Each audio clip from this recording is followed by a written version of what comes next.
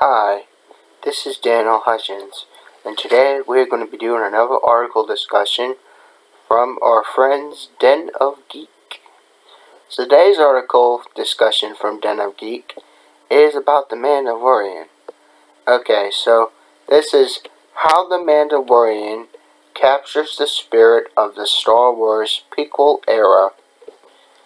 Okay, so in many ways, the Mandalorian connects the dots between the Star Wars prequel trilogy, Clone Wars, and the original trilogy, all while telling its own story. And this was from yesterday. Okay, so it contains spoilers. Okay, so among the Mandalorian's many influences, at the top of the list is the classic Star Wars trilogy, which started it all.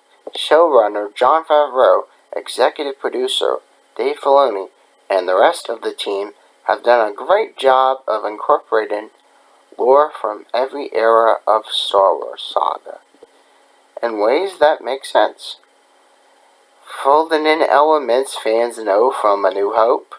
For example, adding to the show's sense of groundedness, showing us the weathered sci-fi locations that George Lucas made a staple of Star Wars, while also picking up several loose threads unresolved after Return of the Jedi.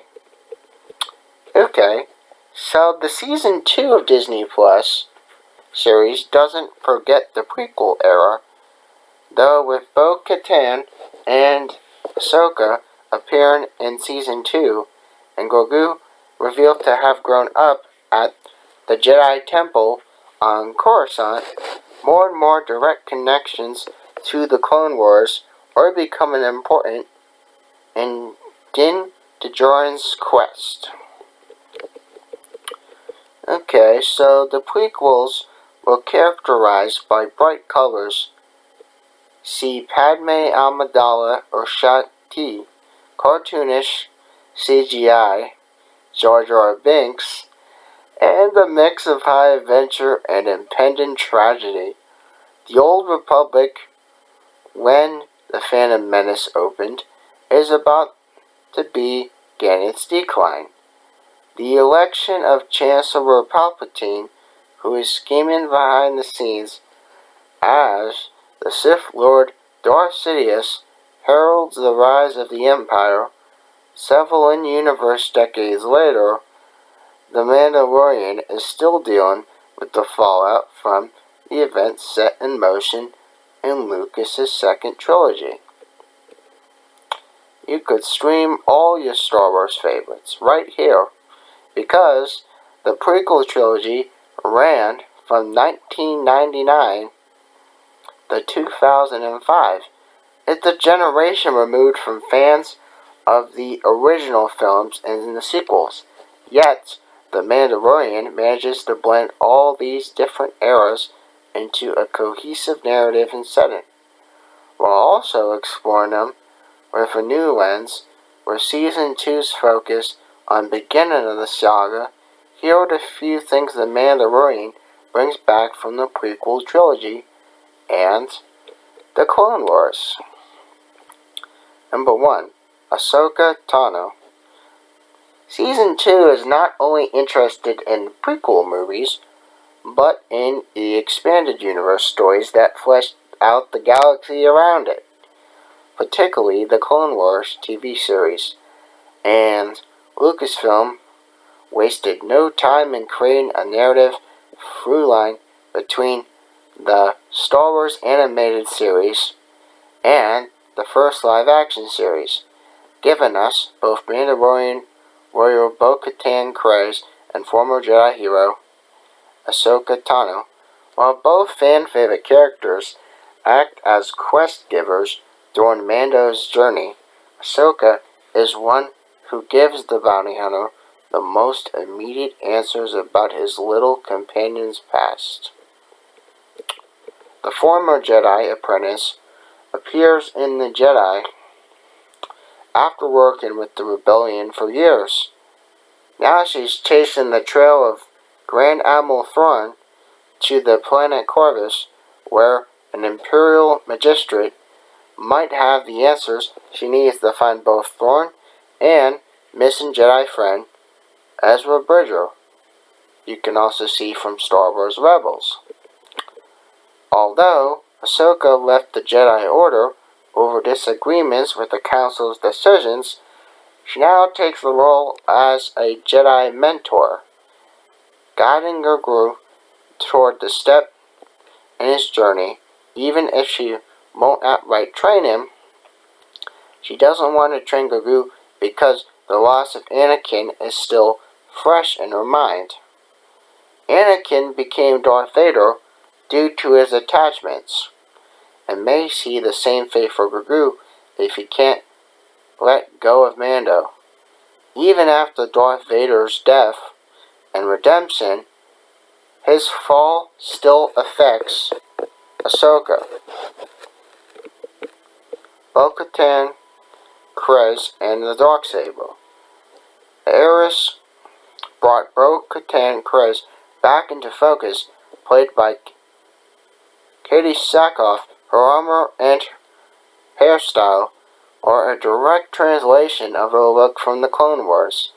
She even has 2 Night Owls, her original group of commandos, with her, and their fast-paced, competitive fighting brings some of the shine of the prequel trilogy into the more laid-back Western style of the action in The Mandalorian. At this point in the timeline, she is the rightful leader of Mandalore, a planet that changed hands a lot even before the Empire got a hold of it. With the politics, they are making up a sizable part of the plot of the Clone Wars, although The Mandalorian takes place after a great purge that wiped out most Mandalorians on the planet. Bo-Katan reveals in her live-action debut that she's determined to get Mandalore back once and for all. Her mission on Trask is part of that quest. She needs to capture a shipment of stolen Mandalorian weapons in order to arm her growing group of followers. And by the end of the era, her trajectory is clear. Now that her group is adequately armed, she can go find Moff Gideon and take back the Darksaber, which appealed in the villain's clutches at the end of Season 1. Okay? While initially part of the old legend continually, the Darksaber began as a major part of the Mandalorian storyline on the Clone Wars, as the ceremonial weapon wielded by Mandalore, the ruler of the race warrior clans. Although there doesn't seem to be many rival Mandalorians left to question her right to rule, it's still pivotal that Bo-Katan reclaim the Darksaber, as it being in Imperial hands is a major insult to her people. Now we go to Grogu. The Jedi revealed that the prequel era actually paved the way for another member of Yoda's species. In reality, Grogu is a puppet, at least in some shots. Werner Herzog famously called it heartbreakingly beautiful when he saw 2 technicians perform the child's facial expression. Character slick look combines original trilogy puppetry with prequel trilogy cartoonishness. Now that Ahsoka has explained it, we know Grogu has an even more direct connection to the prequels. He was raised in Jedi Temple on Coruscant alongside all the other characters we know and love. Ahsoka, Anakin, Obi-Wan Kenobi might have known him, and Yoda surely did. In fact, that someone snuck Grogu out of a temple during a massacre of the Jedi during Order 66, adding a significant new event to the prequel timeline. Another way that prequels paved the way for Baby Yoda is with Yaddle, the third known canon member of the species. Yaddle was developed based on concept art for a younger Yoda, but became her own character Lucas wanted the origins of Yoda to remain mysterious, but Yaddle changed the mold by confirming there are others like the beloved Jedi Master. Gru explores the mystery of Yoda species further. Where did he come from? Is there a planet of Yodas? Would the planet of Yodas irreparably break the internet? That's a good question. But then next we have Jango and Boba Fett. Jango Fett's role in Attack of the Clones led to some confusion as to whether the legendary bounty hunter father was technically a Mandalorian. But for years, Jango's origin was a hotly debated topic both in fandom and in universe. Members of the new Mandalorian government that ruled Mandalore during the Clone Wars, for example, denounced Jango as a phony, claiming he's stolen traditional Mandalorian armor for his own gain. And the Mandalorian confirms that the truth can be found somewhere in the middle. And in the tragedy of resurgent, Boba Fett confirms that his father was a foundling like Mando, raised to be a Mandalorian warrior and follow the race's tradition. The episode even recanonized a piece of Jango's Legends backstory, as revealed in the armor chain code that Boba shows Mando. It was a Mandalorian named Jace, very likely not the Jango's adoptive father in Legends, Jaster Muriel, who mentored the young Jango. Decades later, Boba Fett wears his heritage with pride. While not born on Mandalore or by natural means, Boba feels very bit as Mandalorian as his father did, and the tragedy even confirms that the former Imperial allied bounty hunter still followed a code of honor among Mandalorians, indebted and due to his actions on Tython.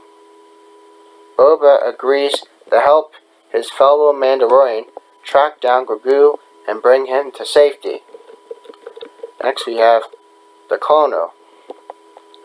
Okay, so one character operating in the background of the Mandalorian is the mysterious Imperial scientist Dr. Persian, who briefly appeared in Season 1 and run experiments on Grogu and made a return in Season 2 episode The Siege.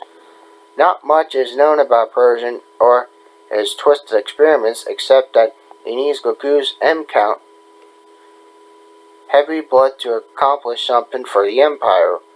The Siege reveals that he's been injecting subjects with Grogu's blood, a process that has resulted in twisted corpses floating inside of lab tanks of Navarro.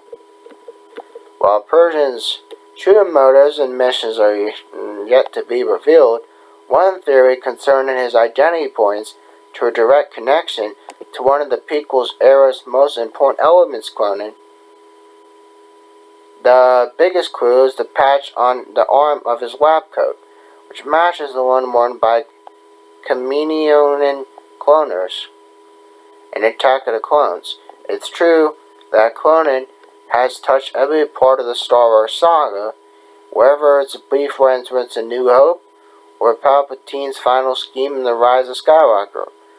So it only makes sense that it would also pop up in The Mandalorian. So far, all the cloners we've seen have been aliens. It's possible Persian was trained by the Kaminoans, or judging from the mangled bodies on Navarro, learned from them in secret and advertised himself as an expert cloner, when he in fact is not. But the show is less interested in his backstory, and the important part of it is what his skill set might mean for the future of the Empire, the New Republic, and Jedi. The Kaminoans were never able to replicate force sensitivity in their clones, or Persian to solve this problem. Could this open up a new possibility for Star Wars? That's a really good question. Next we have the Zabraks. One popular race on the show are the Zabraks, the same species as Darth Maul, and a staple of the Clone Wars. The short curved horns on their skulls give them devilish aspect to a human viewer, making them a perfect unsettled choice for villain characters. That said, the armorer's helmet also features what look like Zabrak horns, although whether this is a decoration or a necessity is unclear. In terms of design, the Zabraks on the show were a mix of original and prequel sensibilities. The red skin is drab after all. These are background characters, not main villains like Darth Maul, but since they are mostly human, there is no reason why this type of alien could have been created with prosthetics in 1977, and the show imagines that a prequel race would look like what had Lucas put them in the Maz Ezra Katina in A New Hope. Now we have the best story. The Mudhorn of Orvala 7 looks like the Reek, the one-horned rhinoceros-like creature Obi-Wan and friends fought in the Geonosian arena at the beginning of the Clone Wars and Attack of the Clones. Its lumbering gait and the way it attacks with its slinging head are very similar. The arena battle is a high point in Episode 2, perhaps because the strength of the flight choreography and the way it evolves the creature features classic Star Wars drew from, with better and better CGI technology available to Lucasfilm. A Mandalorian essentially updated the Reek for a new era. Unlike the Mudhorn being a weak lookalike, the Blurg's Mando rides on Orvala 7 or straight on Prequel era, and it's unchanged. This species of top-heavy reptilian bipeds has previously appeared in animated film from the Clone Wars. However, they aren't strictly a prequel creation, even though many of today's fans know them from Filoni's previous work. They first appeared in a cartoon form in Ewok's Battle of Endor in 1985. So, yeah. Okay. There you go, guys. That is a little bit of information I wanted to share to you guys about the Mandalorian. So, if you guys like this content, make sure you hit a thumbs up, and you have a nice day. Bye.